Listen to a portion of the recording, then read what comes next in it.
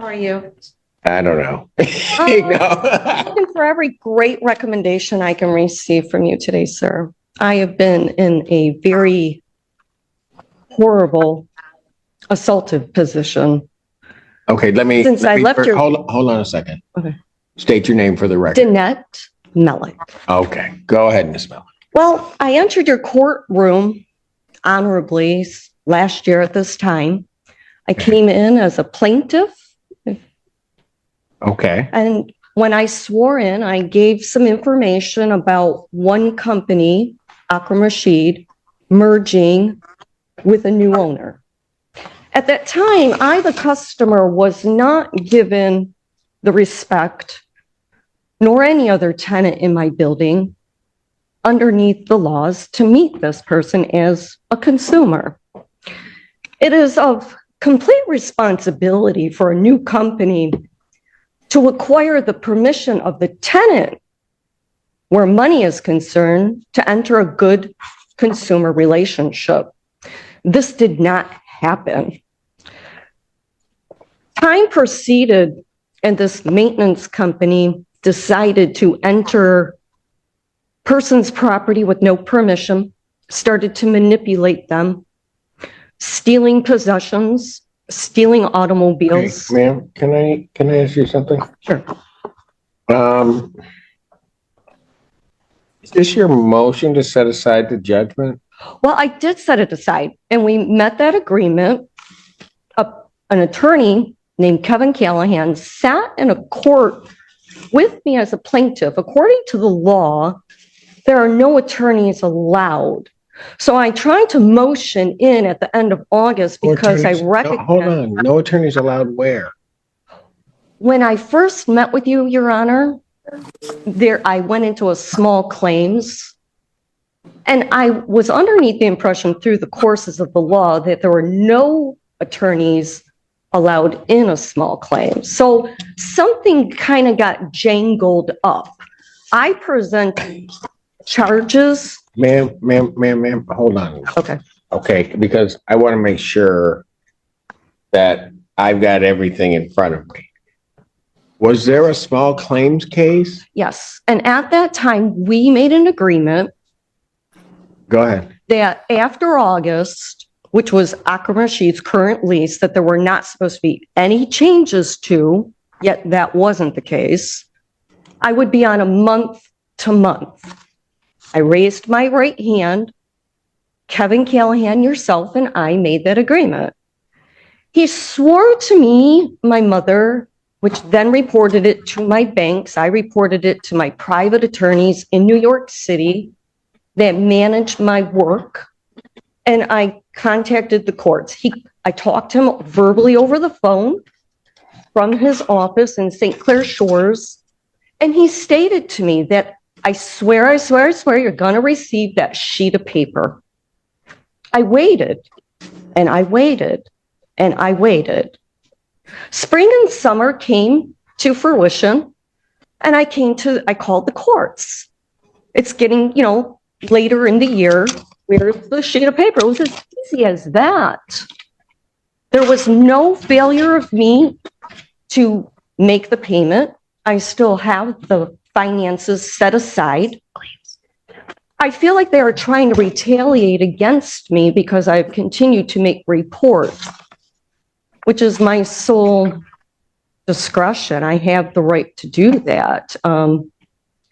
Between the Michigan State Police that were called on numerous occasions by other. Ma'am, I'm going to have to stop you because I'm not clear what you're talking. Well, I think that there's a position here where there's charges that he wanted to dismiss, but because he did not fulfill the obligation that he promised me, by August, I was being manipulated, and they're not following through with their original agreement. Manipulated by whom?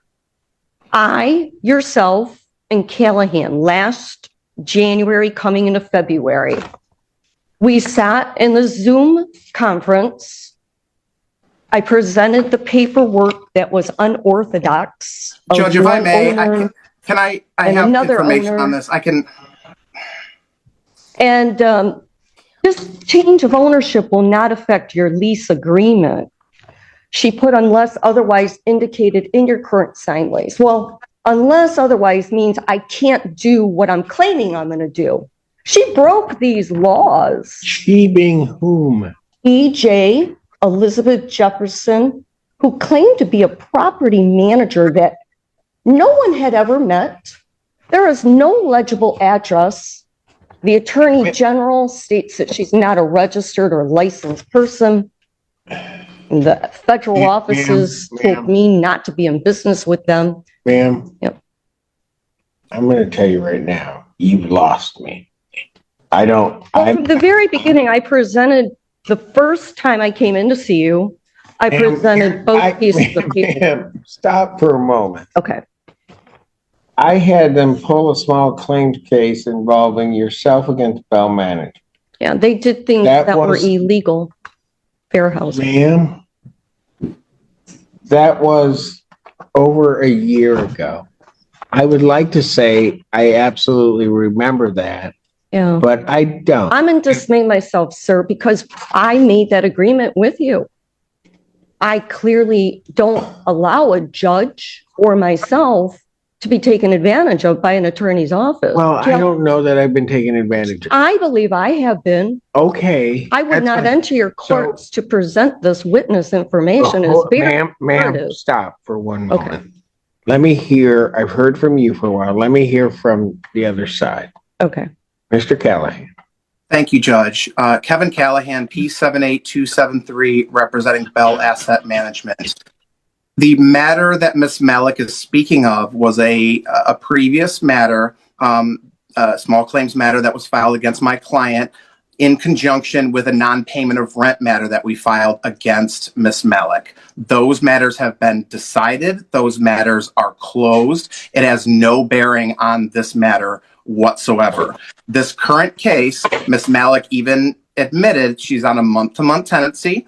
We provided a 30-day notice to Ms. Malik. She never showed up to court, so a default judgment was entered back in October against Ms. Malik. We subsequently filed a writ of eviction. That writ was signed by Your Honor, and now we get this motion to set aside that default 2 months after the default was entered, alleging that no attorney present and it was against her rights. And I'm as lost as you are with this, Judge. There's no basis to set this judgment aside. Ms. Malik is a month-to-month tenant. She has to vacate the property. However, I will say for the record, because I'm not going to let my reputation possibly be besmirched on the record here of doing anything illegal or improper, Ms. Malik has called my office and left over 120 voicemails accusing me of crimes under the federal law that don't exist, made threats against me, my family. Ms. Malik, I allowed you to speak. Please allow me to speak. She's made threats against my bar license. She's made threats against my family. She's made threats against my office staff. It has been deplorable what my staff has gone through with Ms. Malik over a situation that is a simple month-to-month termination, and Ms. Malik refuses to leave the property, Judge. We're just asking for that judgment to stand and the writ to stand so that my client can move forward. The property. I never made any threats to anybody's family. I never made any threats to anybody. I did call the office. I asked him for the sheet of paper that he promised. He said he would give me a month to month after August. I said, what is going on? I said, give me the oral confirmation or the written confirmation, and I'm going to continue to pay the money from August onward. I asked your court, I said, may I please have the sheet of paper? Ma'am. I did not threaten anybody. Okay, fine. I don't know anything about that. And I'm not. If he made an agreement about a month to month, why am I? Ma'am, you have interrupted me numerous times. I'm sorry. That needs to stop.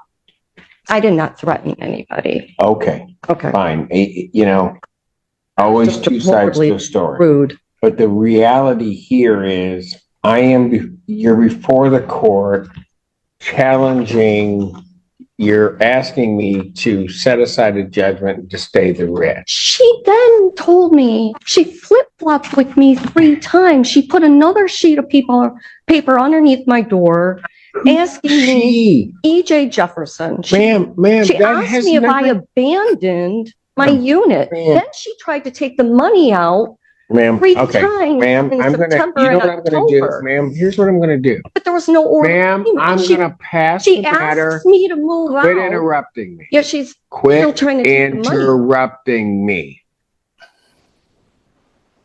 That's warning 2. On the 3rd one, I act.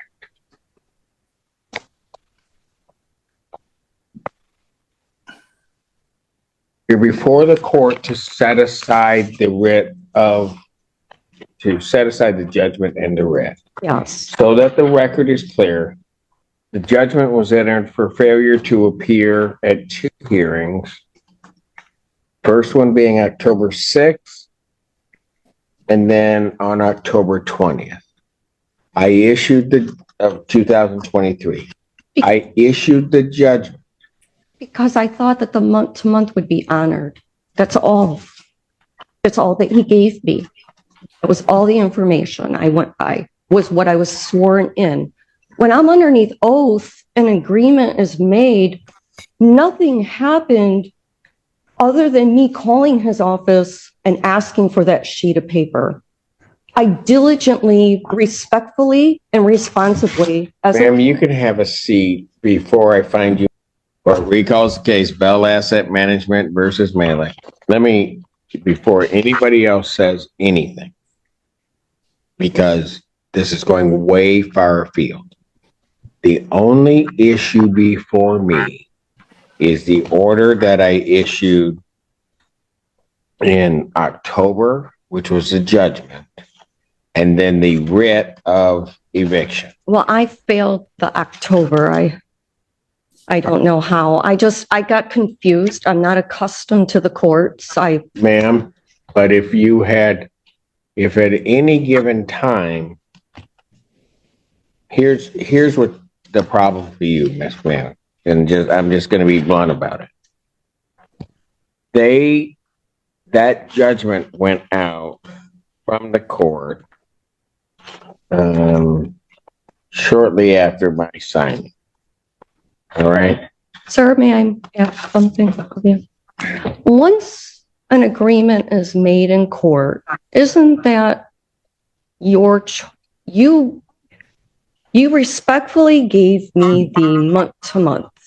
He told me if I dropped the charges on his group, his client would agree to give me a month-to-month. I mean, Then you're going to have to file a new claim that alleges that. That's not before me. That's why I motioned in August. No, but that is not before me today. This is how I will state it. No, No, wait. you won't. I That's can not before me. I can pay the money. There was never a failure. I swear I had the money aside. They want you out. I It's didn't. not about the money. They asked me to pay. There was no probable cause in any level. I called his office respectfully. I asked him for the sheet of paper for the month-to-month that was agreed upon after August. She put a renewal underneath my door. If she wanted me to leave, why was she sending me a renewal? She Okay. tried to take the money out in September and October. That would mean I'm still on a month-to-month. I just said, where is the paperwork to confirm that? My bank has it on the record, JP Morgan Chase, September and October. Ma'am, they want you out. But she asked me to renew. Ma'am, I don't know about any of those conversations. They have properly been granted a judgment for possession. They properly filed the writ or the order of eviction. I've signed the order of eviction. There is no basis, and I've listened to everything you said to me. There is no basis for this court to set aside that judgment or to stay the execution of the order of eviction or the writ of restitution. There's no legal basis for me. I can't pay the money that was agreed They upon? don't want the money. Hmm. This was Even a- though she tried to take it out in September and October.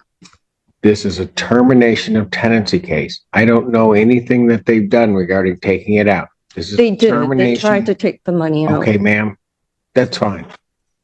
I don't know that. But even if that were true, the judgment in this case, I have not done anything though, Your Honor. I mean, this is against the law. I no, what would be against the law is for me to grant your relief you're requesting. Because they, like you have rights, they have rights. You brought this before the court.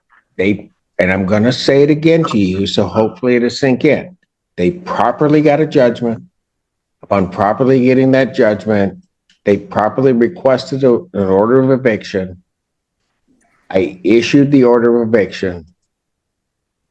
That order of eviction, the judgment, because you have not provided a basis that will stand.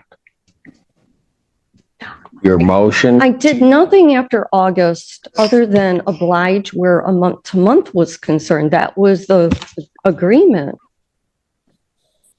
I did not refuse payment. There was no probable cause. She put a renewal underneath my door. I says, well, where's the sheet of paper if you're trying to renew? And then she's flip-flopping back and forth with me. Well, I'm like, okay, I thought I was supposed to be on a month to month. That's all it was. She lied to me. And then she lied to me again. And then she tried to take the money out 3 times. So it got me confused. I'm like, well, then am I on a month to month? The bank has that on record. So I came in thinking that if I spoke the truth, because I was sworn in last year and it was agreed upon that I'd be on a month to month after August. That was it. It was as simple as that. I contacted your courts on numerous occasions prior to the end of August. Ma'am, maybe you don't understand. I just issued my ruling. Your motion is denied. What I will indicate is that the escrow will be held for 15 days and then it will be released back to the defendant. I will not pay the escrow over to the plaintiff. It will be released back to the defendant in this case. Thank you. So what is the Thank you, time Judge. frame? May I have till the end of January, sir? Ma'am, you're operating on borrowed time. I signed the writ I cannot just, December 3rd. I signed the writ December 3rd. to have a moving truck in, please, sir. I mean, it is the dead of winter. I have no problem moving out. I've been looking for another place because I don't trust the people.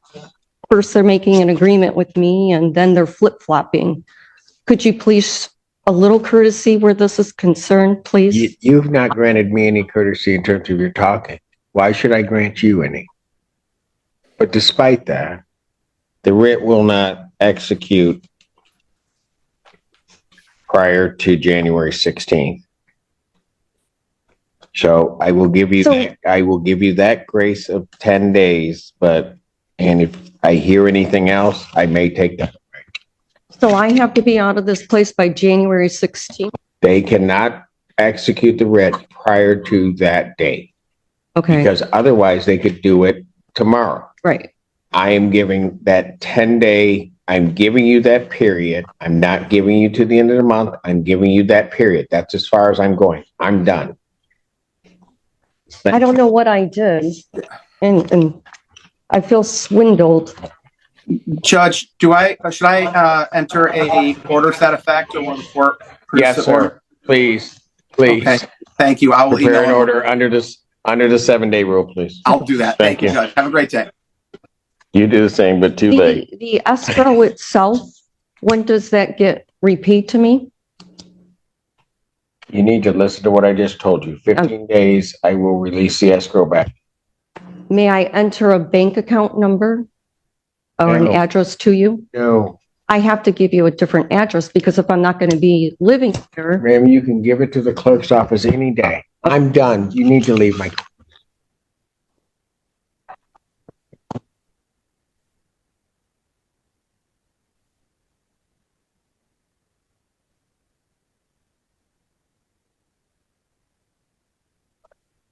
A. Wait a minute.